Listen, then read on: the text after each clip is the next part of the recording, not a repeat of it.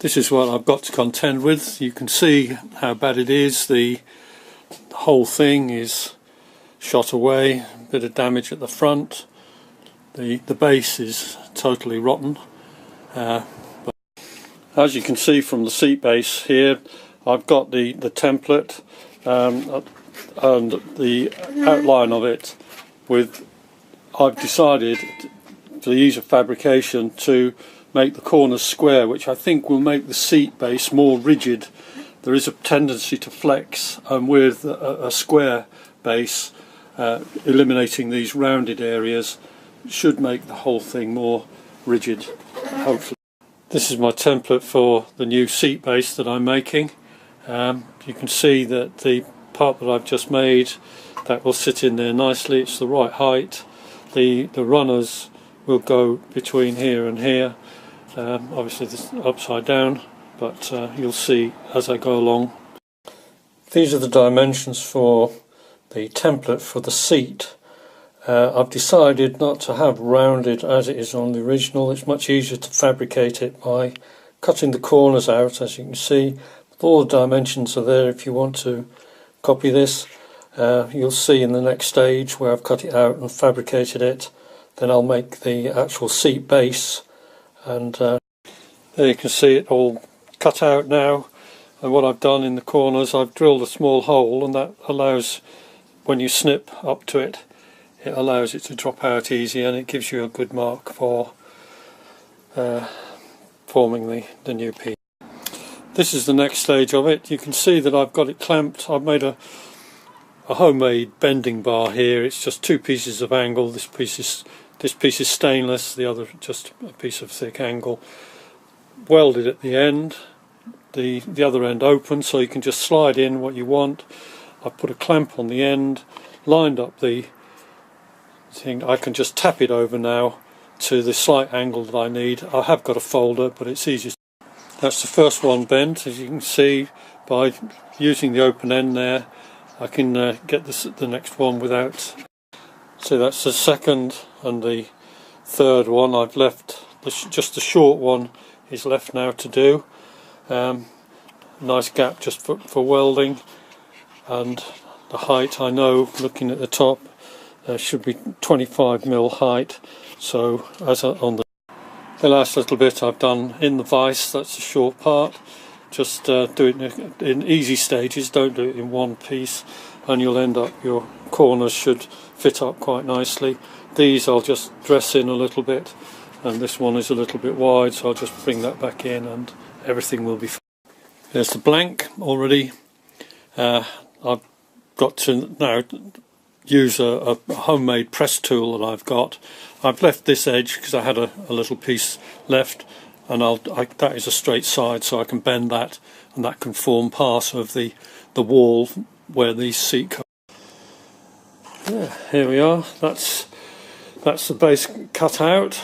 I've put some marks in where I hope that the swaging is going to go. There's my template again, and as you can see, cut out here is the base that I hope to weld in. You can see it there. That's roughly the shape.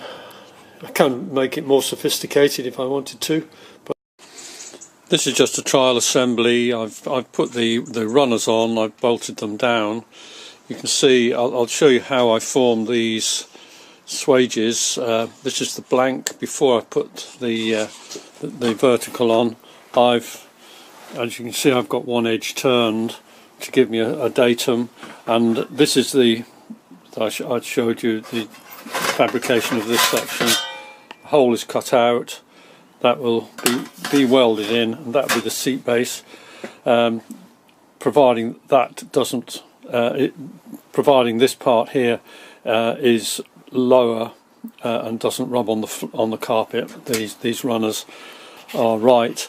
I know that the width between the holes, I know that, and this is right. It's about approximately 280 millimeters, and that is fine. I just adjust this, get the runners right, and then I can start putting on the.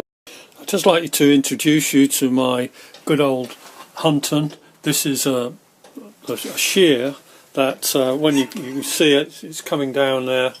It comes down, and I can use it to notch, where you can cut a notch out.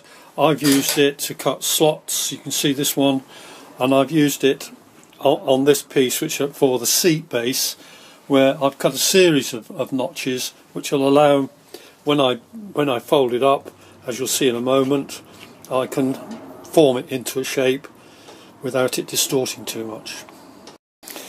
Now, I showed you this folding bar on a previous part of the video. You'll see that I've folded one already in it with a series of notches.